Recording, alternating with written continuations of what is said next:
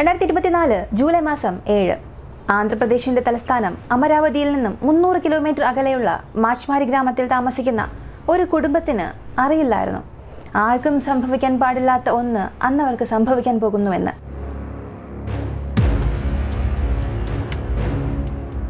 ആ വീട്ടിൽ 8 വയസ്സുള്ള ഒരു മകൾ 3ാം ക്ലാസ്സിൽ പഠിക്കുന്നു. അന്ന് ഞായറാഴ്ച ആയതുകൊണ്ട് അടുത്തുള്ള പാർക്കിൽ സുഹൃത്തുക്കളോടൊപ്പം ഒരുമിച്ച് കളിക്കാൻ പോയി. സമയം ഏകദേശം വൈകുന്നേരം 5 ആയി. അതുവരെയും വീട്ടിൽ അവൾ തിരിച്ചെത്തിയില്ല. സമയം കഴിയുന്തോറും രക്ഷിതാക്കളുടെ ആശങ്ക കൂടി വന്നു. ഇപ്പോൾ അച്ഛൻ അവളെ തിരക്കി പാർക്കിലേക്ക് പോയി. എന്നാൽ അവിടെ മകളെ കാണാനില്ല. ചുറ്റും ആളുകൾ പാർക്കിൽ കളിക്കുന്നുണ്ട്. മറ്റു കുട്ടികളോട് ചോദിച്ചപ്പോൾ ഇവിടെ കളിക്കുന്നുണ്ടായിരുന്നു, എവിടെ പോയെന്ന് അറിയില്ല എന്ന് പറഞ്ഞു. പാർക്ക് മുഴുവൻ തിരഞ്ഞിട്ടും മകളെക്കുറിച്ച് ഒന്നും അറിയാൻ കഴിഞ്ഞില്ല. ചുറ്റുമുള്ള വീടുകളിലും പരിസര പ്രദേശങ്ങളിലും ഓടി നടന്നു തിരഞ്ഞു. സൂര്യനും അസ്തമിക്കാറായി. അനിഷ്ടമായി എന്തെങ്കിലും സംഭവിച്ചിട്ടുണ്ടാകുമോ എന്ന ഭയത്തിൽ അവരുടെ പ്രതീക്ഷകളെല്ലാം നിഴലിക്കാൻ തുടങ്ങി. കുറെ നേരം തിരഞ്ഞ് അലഞ്ഞു നടന്ന ശേഷം അവർ ബാക്കിയുള്ള കുടുംബക്കാരോടും അയൽവാസികളുമായി ചേർന്ന് മാച്ച്മാരി പോലീസ് സ്റ്റേഷനിൽ ചെന്ന് മകളെ കാണാനില്ല എന്ന് ഒരു മിസ്സിംഗ് കംപ്ലൈന്റ് കൊടുത്തു. കാണാതായിരിക്കുന്നത് ഒരു ചെറിയ പെൺകുട്ടിയാണ്. അതിനാൽ പോലീസും പെട്ടെന്ന് കംപ്ലൈന്റ് രജിസ്റ്റർ ചെയ്തു. 8 വയസ്സ് മാത്രം പ്രായമുള്ള ഒരു ചെറിയ കുഞ്ഞിന് എന്ത് സംഭവിച്ചു? പാർക്കിൽ പോയ കുഞ്ഞ് എന്തുകൊണ്ട് തിരികെ വീട്ടിലേക്ക് വന്നില്ല? ഒരാഴ്ചകൾക്ക് മുൻപ് ആന്ധ്രാപ്രദേശിനെ മുഴുവനും നടുക്കിയ, വിശ്വസിക്കാനാകാത്ത പല വഴിത്തിരിവുകൾ ഇറങ്ങിയ ഒരു സെൻസേഷണൽ കേസിനെ കുറിച്ചാണ് ഇന്ന് നമ്മൾ അറിയാൻ പോകുന്നത്.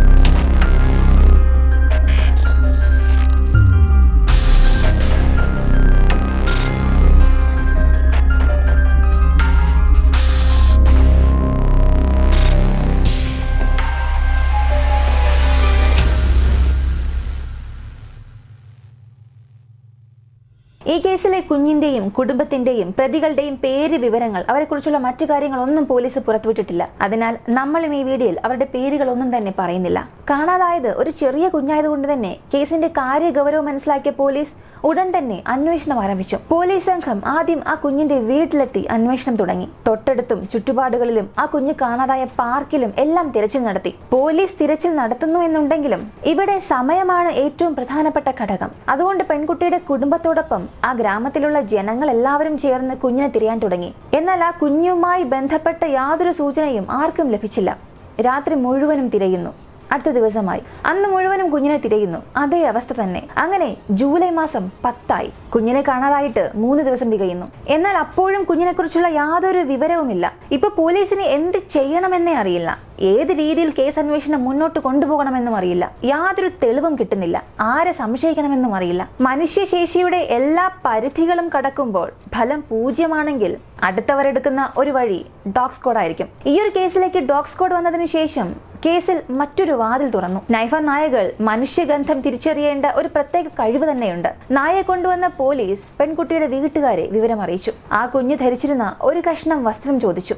ആ നായ ഉപയോഗിച്ച് കുഞ്ഞിനെ കണ്ടെത്താൻ പോലീസ് ഉപയോഗിച്ച വഴി ഇതാണ്. കുഞ്ഞിന്റെ ശരീരത്തിന്റെ ഗന്ധം കണ്ടെത്താൻ സ്നൈഫർ നായകൾക്ക് സാധാരണയായി കുറച്ച് സമയം നൽകി. അതുവഴി കാണാതായി കുറച്ച് ദിവസം ആയെങ്കിൽ കൂടിയും ആ കുഞ്ഞിനെ നായകൾ കൊണ്ട് കണ്ടെത്താനാകും. പക്ഷെ അതിലും നിരവധി ഘടകങ്ങളുണ്ട്. അവിടുത്തെ കാലാവസ്ഥയ്ക്ക് പ്രധാന ഒരു പങ്ക് തന്നെയുണ്ട്. അവിടെയുള്ള സ്ഥലമാണെങ്കിൽ കാറ്റിന്റെ വേഗത കൂടുതലായിരുന്നു. കാലാവസ്ഥ വളരെ ചൂടാണെങ്കിൽ മനുഷ്യഗന്ധം ചൂട് കാരണം അപ്രത്യക്ഷമാകും. പക്ഷെ ആ ദിവസങ്ങളിൽ നല്ല മഴയുണ്ടായിരുന്നു. വായുവിൽ ഈർപ്പമുണ്ടായിരുന്നു. അത് നായകൾക്ക് തിരിച്ചറിയാനും എളുപ്പമായിരിക്കും. അതുകൊണ്ട് തന്നെ ആ നായ വളരെ വേഗത്തിൽ ആ കുഞ്ഞിന്റെ ശരീരത്തിന്റെ ഗന്ധം വലിച്ചെടുത്തു. സ്നൈഫർ നായയും അതിനെ കൈകാര്യം ചെയ്യുന്ന ആളും ആ പ്രദേശം മുഴുവനും ഓടി നടന്നു. പുറകെ പോലീസ് സംഘവും ആ പ്രദേശം മുഴുവനും വളഞ്ഞു. ഏതാനും മണിക്കൂറുകൾക്കുള്ളിൽ ആ ഗ്രാമത്തിന്റെ പരമാവധി പ്രദേശങ്ങളെല്ലാം ഉൾക്കൊള്ളിച്ചു. അവസാനം ഒരു ചെറിയ പ്രദേശം മാത്രമേ അവശേഷിക്കുന്നുണ്ടായിരുന്നുള്ളൂ. ബാക്കി വന്ന കുറച്ച് പ്രദേശം പോലീസ് കവർ ചെയ്തു. ഈ പോലീസിന്റെയും ഡോഗ് സ്ക്വാഡിന്റെയും തിരച്ചിൽ കണ്ടിട്ട് കുഞ്ഞിനെ എങ്ങനെയും രക്ഷിക്കാനാകുമെന്നും തിരിച്ചു കിട്ടുമെന്നും ആ ഗ്രാമത്തിലെ എല്ലാവരും വിശ്വസിച്ചു. ഇങ്ങനെ ആ ഗ്രാമത്തിൽ ഒരു വലിയ തിരച്ചിൽ തുടരുന്ന സമയത്ത് അല്പസമയത്തിന് ശേഷം ആ നായ തിരച്ചിലിനിടയിൽ പെട്ടെന്ന് ഒരു വീടിന് മുൻപിൽ വന്ന് നിന്നു. അതൊരു സൂചന പോലെയായിരുന്നു. പെൺകുട്ടി ഈ വീട്ടിലായിരിക്കും എന്ന് കരുതിയ പോലീസ് സംഘവും ഉടനെ ആ വീടിന്റെ വാതിൽ മുട്ടി. പക്ഷെ ആ വീട്ടിൽ തിരച്ചിൽ നടത്തിയിട്ടും കുഞ്ഞിനെ കണ്ടെത്താനായില്ല. പകരം ആ വീട്ടിലെ ഒരു മകനായ 12 വയസ്സുകാരനെ കണ്ടെത്തി. അവൻ സ്കൂളിൽ 6ാം ക്ലാസ് പഠിക്കുകയാണ്. പെട്ടെന്ന് നായയും കുറെ പോലീസുകാരും ആ വീട്ടിലേക്ക് വന്നത് കണ്ട് ആ വീട്ടിലെ മാതാപിതാക്കളും കുഞ്ഞുങ്ങളും ഞെട്ടി നിൽക്കുകയായിരുന്നു. അവിടെ പോലീസിന്റെയും ആളുകളുടെയും തിരക്ക് കൂടാൻ തുടങ്ങി. പക്ഷേ കാണാതായ കുഞ്ഞ് അവിടെ എവിടെയുമില്ല. എന്നാൽ ആ നായ അവരെ വീട്ടിലേക്ക് കൊണ്ടുവന്നിട്ടുണ്ടെങ്കിൽ അത് കാരണമില്ലാതെയല്ല. നായയ്ക്ക് ഒരിക്കലും തെറ്റുപറ്റില്ല. ഇപ്പോ എന്തോ സംശയം തോന്നിയ പോലീസ് ആ വീട്ടിലുള്ള ഓരോരുത്തരെയായി നോക്കാൻ തുടങ്ങി. അപ്പോ 12 വയസ്സുകാരന്റെ ഭാവവും ശരീരഭാഷയും പെട്ടെന്ന് മാറി. ഇത് പോലീസ് ശ്രദ്ധിച്ചു. ആ ആൺകുട്ടിയോട് കാണാതായ കുഞ്ഞിനെ കുറിച്ച് ചോദിക്കാൻ തുടങ്ങി. അവൻ ഒന്നും അറിയില്ല എന്ന് തുടക്കത്തിൽ പറഞ്ഞ് പോലീസിനെ വിശ്വസിപ്പിക്കാൻ ശ്രമിച്ചു. പക്ഷേ അവൻ ചെറിയ കുട്ടിയായിരുന്നു.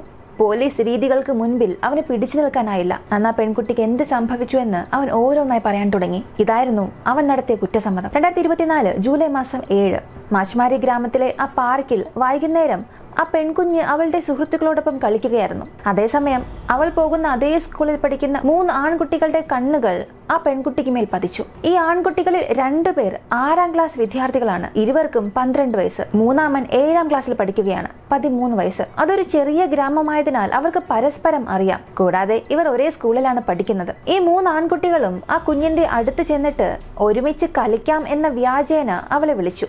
അവളും സ്വന്തം ജ്യേഷ്ഠനെ പോലെയായിരുന്നു അവരെ കണ്ടത്. അതുകൊണ്ട് അവർ വിളിച്ച ഉടനെ അവരുടെ കൂടെ പോയി. തുടർന്ന് മാച്ച്മാരി അണക്കെട്ടിന് സമീപം ആളൊഴിഞ്ഞ സ്ഥലത്തേക്ക് അവർ അവളെ കൊണ്ടുപോയി. മാറി മാറി ആ കുഞ്ഞിനെ ബലാത്സംഗം ചെയ്യാൻ തുടങ്ങി. ഒരു ഘട്ടത്തിൽ കുഞ്ഞ് വേദന സഹിക്കാനാകാതെ നിലവിളിക്കാൻ തുടങ്ങി. ഈ സമയത്ത് കുഞ്ഞിന്റെ വായ പൊത്തിപ്പിടിക്കുകയും ശബ്ദമുണ്ടാക്കാതിരിക്കാൻ പറഞ്ഞ് അവളെ അടിച്ച് ഭീഷണിപ്പെടുത്തുകയും ചെയ്തു. ഒരു ഘട്ടത്തിൽ അവരുടെ പീഡനങ്ങൾക്കെതിരെ പ്രതികരിക്കാൻ പോലും ആ കുഞ്ഞിനെ കൊണ്ടായില്ല. ഇപ്പോ എല്ലാം അവസാനിച്ച ശേഷം ഒരു പക്ഷേ കുഞ്ഞ് തിരിച്ചു വീട്ടിൽ ചെന്ന് മാതാപിതാക്കളോട് നടന്ന സംഭവങ്ങളെല്ലാം പറഞ്ഞാൽ തങ്ങൾക്ക് പ്രശ്നമുണ്ടാകുമോ എന്ന ആശങ്കയിൽ അവളെ കൊല്ലുന്നതാണ് നല്ലതെന്ന് ആ ആൺകുട്ടികൾക്ക് തോന്നി. അങ്ങനെ അവളെ ശ്വാസം മുട്ടിച്ച് ആ 3 ചേർന്ന് കൊന്നു. ഈ ഒരു കേസ് തുടക്കഘട്ടത്തിലായതുകൊണ്ട് പല സോഴ്സിൽ നിന്നും പല വിവരങ്ങളാണ് വരുന്നത്. ചില വിവരങ്ങൾ പറയുന്നത് ഇവരുടെ പീഡനം താങ്ങാനാകാതെ ഒരു ഘട്ടത്തിൽ കുഞ്ഞിന് ബോധം നഷ്ടമായി.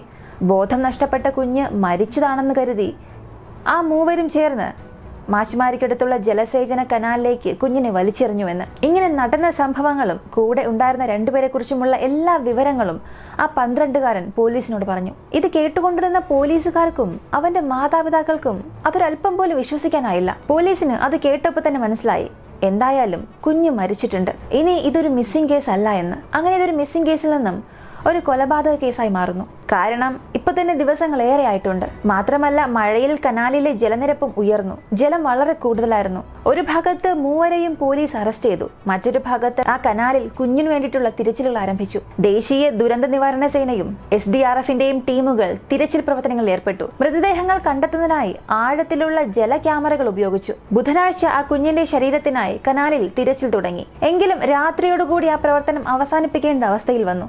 വീണ്ടും വ്യാഴാഴ്ച തിരച്ചിൽ പുനരാരംഭിച്ചു. എന്നാൽ യാതൊരു മുന്നേറ്റവും ഉണ്ടായില്ല.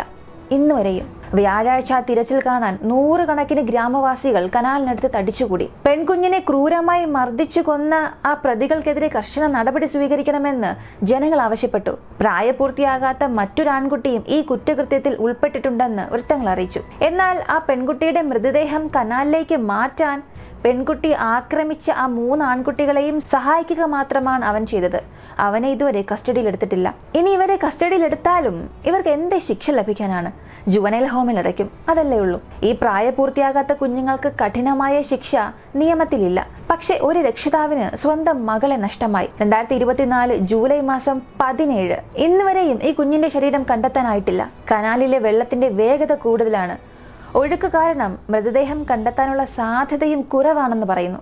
ആർക്കും ഒന്നും സംശയിക്കാനാകാത്തത്ര മിടുക്കന്മാരായിരുന്നു ആ ആൺകുട്ടികൾ. അതുകൊണ്ടാണ് അവർ ഇത്ര ദാരുണമായ ഒരു കൊലപാതകം ചെയ്തിട്ടുകൂടിയും ദിവസവും അവർ ചെയ്യുന്ന കാര്യങ്ങളെല്ലാം ചെയ്തുകൊണ്ടിരുന്നു.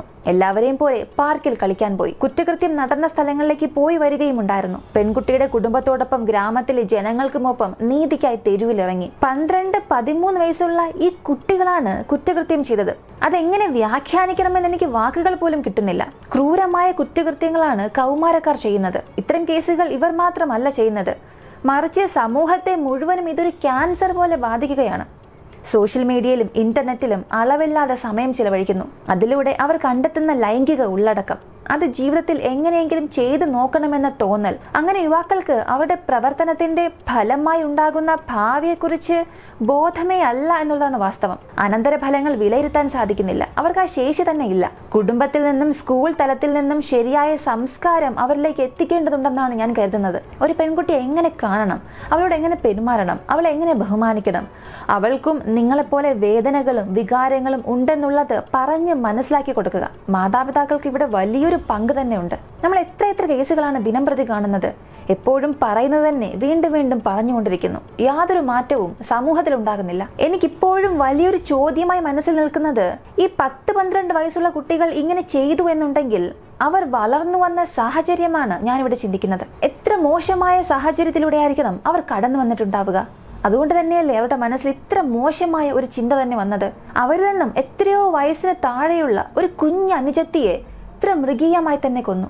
അങ്ങനെയാണെങ്കിൽ ഇവർ വളർന്നു വന്നാൽ എന്തുമാത്രം ആപത്തായിരിക്കും ഈ സമൂഹത്തിൽ ഇവർ കാരണം ഉണ്ടാകാൻ പോകുന്നത്. ഈ ഒരു കേസിനെ കുറിച്ചുള്ള നിങ്ങളുടെ അഭിപ്രായം എന്താണെന്നുള്ളത് കമന്റിൽ പറയുക.